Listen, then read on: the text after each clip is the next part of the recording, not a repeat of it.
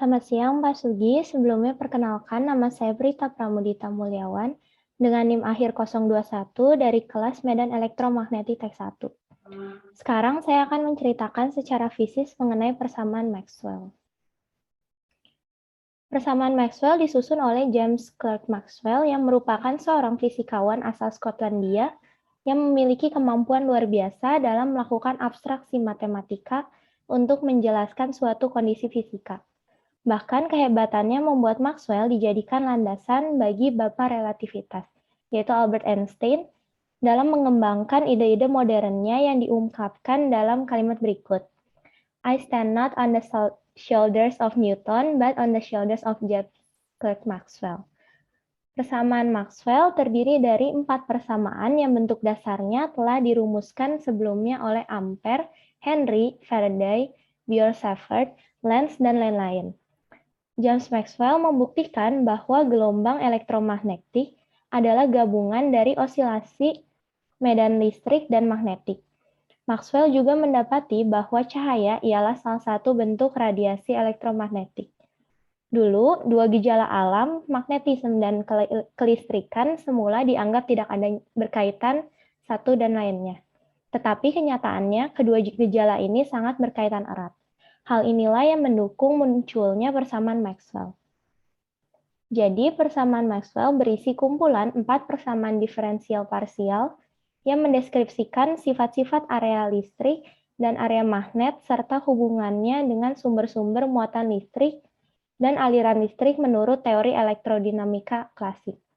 Keempat persamaan Maxwell inilah yang digunakan dalam menunjukkan bahwa cahaya merupakan gelombang elektromagnetik. Secara terpisah satu dengan yang lain, keempat persamaan ini masing-masing berhubungan dengan hukum Gauss untuk listrik, hukum Gauss untuk magnet, hukum Faraday, dan hukum Ampere.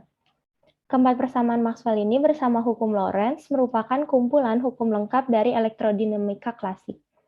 Elektrodinamika klasik yaitu cabang fisika teoritis yang mempelajari interaksi antara muatan listrik dan arus listrik menggunakan ekstensi model Newtonian klasik. Keempat persamaan Maxwell secara matematis meliputi yang pertama, persamaan Maxwell yang pertama yaitu muatan listrik menghasilkan medan listrik, yang diambil dari hukum Gauss medan listrik. Persamaan Maxwell yang kedua, medan magnet tidak memiliki sumber monopol, seperti halnya muatan pada listrik, yang diadaptasi dari hukum Gauss medan magnet. Untuk persamaan Maxwell yang ketiga, perubahan medan magnet menghasilkan listrik, yang diambil dari hukum Faraday, dan persamaan Maxwell yang terakhir yaitu perubahan medan listrik dan arus listrik menghasilkan medan magnet, yang merupakan modifikasi dari hukum Ampere. Keempat persamaan Maxwell ini mendeskripsikan gelombang secara kuantitatif dan lebih lanjut meramalkan bahwa sebuah gelombang pasti memiliki laju tertentu yang universal. Dan laju ini dapat dihitung dari dua konstanta fisika yang dapat diukur, yaitu konstanta elektrik dan konstanta magnetik. Ada dua perumusan umum persamaan Maxwell yang sama-sama ekuivalen. Perumusan yang pertama yaitu yang memisahkan muatan terikat dan aliran terikat dari muatan bebas sama sekali dan aliran bebas sama sekali. Konteks ini muncul dalam dielektrik. Dielektrik yaitu sejenis bahan isolator listrik yang dapat diberikan polarisasi dengan cara menempatkannya dalam medan listrik. Konteks ini juga muncul pada bahan magnet. Pemisahan ini bermanfaat untuk aturan yang melibatkan bahan dielektrik dan magnet. Perumusan yang kedua yaitu yang memperlakukan semua muatan secara setara, yaitu menggabungkan baik muatan bebas sama sekali maupun terikat ke dalam muatan total. Hal ini juga berlaku untuk arus. Pendekatan ini lebih mendasar dan mikroskopis, terutama jika tidak ada bahan dielektrik dan magnet. Persamaan Maxwell seringkali ditampilkan dalam dua bentuk yang berbeda, yaitu bentuk integral dan bentuk diferensial. Dalam ungkapan matematisnya, keempat persamaan Maxwell ini berhubungan dengan operator kalkulus seperti integral tertutup dalam bentuk integral, dan operator yang berhubungan dengan simbol del nabla yang seperti segitiga terbalik untuk bentuk diferensialnya. Pengenalan awal pada persamaan Maxwell, yaitu ada dua jenis medan, yakni medan listrik yang dilambangi oleh huruf E dan medan magnet yang dilambangi dengan huruf B. Jika terdapat suatu muatan yang diberi nama Q yang bergerak dengan kecepatan, sebut saja V, berada dalam pengaruh medan listrik dan medan magnet, maka menurut medan Coulomb, muatan tersebut akan mengalami sebuah gaya yang didefinisikan dalam rumus F sama dengan Q, yaitu muatan tersebut dikali E. Sedangkan untuk medan magnet akan memberikan gaya Lorentz sebesar F sama dengan Q dikali V dikali B. Dengan demikian, muatan tersebut akan mengalami gaya total gabungan dari medan listrik dan medan magnet menjadi sebesar F sama dengan Q dikali E ditambah V kali B. Selanjutnya kita masuk ke persamaan Maxwell yang pertama, yaitu hukum Gauss pada medan listrik. Dengan rumus sebagai berikut. Inti dari persamaan Gauss yaitu untuk mengetahui seberapa besar muatan yang ada dari sebuah muatan. Caranya yaitu dengan melingkupi atau menutup seluruh permukaan muatan tersebut dengan sebuah permukaan imajiner yang kita sebut sebagai permukaan Gauss. Kemudian dilakukan perhitungan berapa flux listrik yang menembus keluar dari permukaan tersebut. Flux listrik adalah jumlah banyaknya garis gaya dari medan listrik yang menembus suatu permukaan, yang dirumuskan dengan rumus E dikali S, yaitu E sebagai medan listrik dari garis gaya medan listrik yang menembus suatu permukaan menjadi dengan S, yaitu area permukaannya.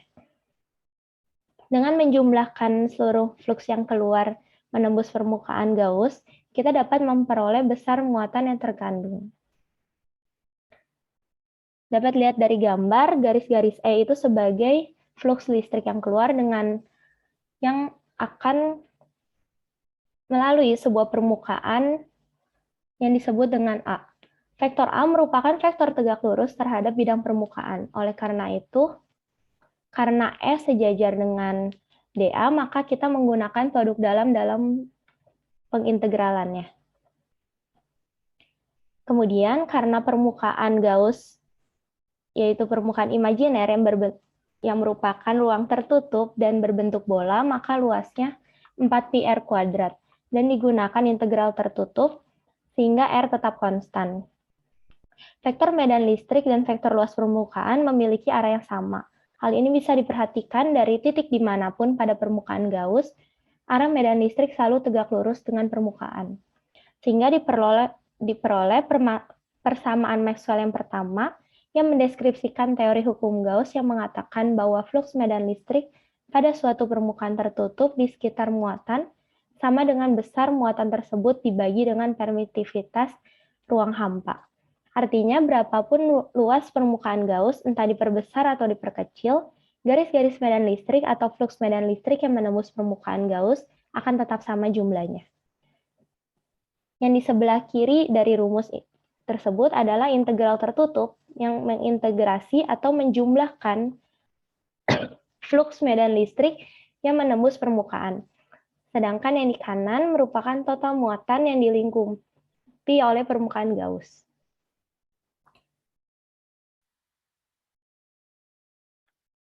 Selanjutnya kita lanjut ke persamaan Maxwell yang kedua, yaitu hukum Gauss pada medan magnet. Dengan rumus sebagai berikut. Jika hukum Gauss diterapkan pada suatu medan magnet, maka jumlah flux magnetik yang masuk menembus permukaan Gauss akan sama dengan jumlah flux magnet yang keluar dari permukaan tersebut, sehingga total flux sama dengan 0. Hal ini terjadi karena magnet pasti memiliki dua kutub yang disebut dengan magnetic dipole. Ketiadaan magnetit monopol berarti keberadaan semua magnetik bersifat dipol, yang artinya selalu memiliki dua kutub. Jumlah garis-garis yang keluar dari kutub utara sama dengan jumlah garis-garis yang masuk ke kutub selatan, sehingga berjumlah 0. Yang di sisi kiri dari rumus persamaan Maxwell yang kedua, yaitu integral tertutup yang mengintegrasikan atau menjumlahkan flux medan magnet B yang menembus keluar dan masuk ke permukaan A, yang sama dengan 0. Selanjutnya yaitu persamaan Maxwell yang ketiga, yaitu hukum Faraday. Dengan rumus sebagai berikut. Faraday merupakan seorang fisikawan yang berhasil membuktikan bahwa kelajuan perubahan medan magnet dan luas penampang efektif, yaitu luas bidang yang ditembus secara tegak lurus oleh medan magnet, akan menghasilkan arus listrik induksi dan tegangan induksi. Istilah arus dan tegangan induksi ini berarti listrik yang dihasilkan melalui perubahan medan magnet tiap satuan waktu. Besaran yang menghubungkan besaran medan magnet dan luas penampang efektif ini adalah flux magnetik, yang rumusnya adalah perkalian skalar dari keduanya. Kemudian, Lenz melengkapi hukum Faraday dengan mengatakan bahwa polaritas atau arah-arah kutub tegangan induksi adalah sedemikian sehingga tegangan induksi ini cenderung menghasilkan arus yang menimbulkan medan magnetik atau medan Lenz yang melawan perubahan flux magnetik yang menembus loop. Inilah yang disebut dengan hukum Lenz. Kemudian, berikut adalah rumus Faraday dengan E adalah tegangan induksi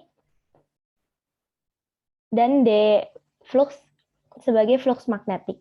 Tanda negatif adalah akibat dari hukum Lenz yang menunjukkan bahwa akan dihasilkannya tegangan induksi yang kutubnya berlawanan sehingga dihasilkan arus listrik yang arahnya berlawanan yang menyebabkan dihasilkannya garis-garis medan magnet yang arahnya berlawanan dengan arah flux magnet awal yang berperan sebagai penginduksi. Penjelasan sederhananya, kita analogikan ada garis-garis medan magnet yang menuju ke arah kita yang keluar dari handphone atau laptop kita. Arah gaya magnet tersebut menggunakan kaidah tangan kanan yang dilambangkan oleh ibu jari sebagai medan magnetnya dan arah arus listriknya dilambangkan oleh keempat jari lainnya. Seharusnya arah arus listriknya berlawanan dari arah jarum jam. Tetapi ada arus listrik dan medan magnet induksi yang dilambangkan oleh kaidah tangan kiri, yang arahnya menjadi searah dari jarum jam. Oleh karena itu, terdapat tanda negatif pada rumus Faraday. Persamaan Maxwell terakhir, yaitu yang keempat, merupakan modifikasi dari hukum Ampere, dengan rumus sebagai berikut. Persamaan Maxwell yang terakhir ini menjelaskan bahwa tidak hanya perubahan medan magnet yang dapat menghasilkan medan listrik, tetapi perubahan medan listrik juga dapat menghasilkan perubahan medan magnet. Walaupun dasar dari persamaan Maxwell keempat ini adalah hukum Ampere, tetapi Maxwell yang mencetuskan ide tentang kesimetrian antara medan listrik dan medan magnet. Kesimetrian dalam hal ini dapat dipahami sebagai aksi-reaksi. Ide sederhana dari Maxwell yaitu dia mengetahui bahwa kesimetrian dalam dunia ini memegang peranan yang sangat penting. Jadi jika perubahan medan magnet dapat menghasilkan medan listrik, maka tentu saja perubahan medan listrik akan menghasilkan medan magnet. Asal mula hukum Ampere yaitu berdasarkan eksperimen yang dilakukan oleh Ampere sendiri. Ampere mendapati bahwa ketika ada arus listrik yang mengalir pada suatu konduktor, maka akan dihasilkan medan magnet yang mengelilingi arus listrik tersebut berdasarkan aturan tangan kanan. Dan dari sanalah Maxwell mencetuskan bahwa perubahan medan listrik akan menghasilkan medan magnet. Gagasan tersebut saling terkait dengan gagasan yang lainnya, yang menyebutkan bahwa arus listrik tidak hanya dapat mengalir pada konduktor, tetapi juga dapat mengalir pada isolator yang dinamakan sebagai arus pergeseran atau displacement current. Jadi harus ada suatu suku tambahan pada ruas kanan dari hukum Ampere yang merupakan arus tambahan, selain dari arus konvensional atau arus konduksi.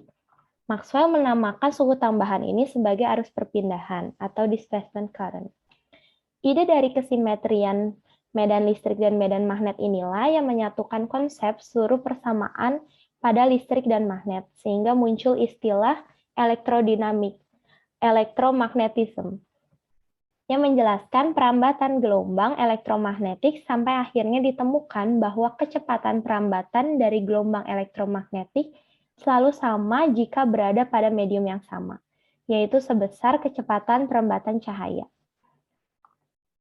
Keempat persamaan Maxwell tersebut dapat ditulis secara modern atau dilakukan perubahan menjadi bentuk divergensi atau diferensial dengan menggunakan teorema Gauss dan teorema Stokes, sehingga jika disusun kembali akan diperoleh persamaan Maxwell sebagai berikut. Dengan menggunakan depannya lambang delta sebagai yang seperti segitiga terbalik. Dari persamaan tersebut dapat disimpulkan selain kontribusinya sebagai sumber arus tambahan, efek variasi B dan E terhadap waktu juga telah menghasilkan keterkaitan antara kedua jenis medan tersebut, yaitu medan magnet dan medan listrik. Dengan kata lain, perumusan Maxwell telah mempersatukan teori elektrostatik dan teori magnetostatik yang semula terpisah. Sekian penjelasan mengenai persamaan Maxwell secara fisik. Dari saya, selebihnya mohon maaf apabila ada salah kata atau kurangnya. Terima kasih.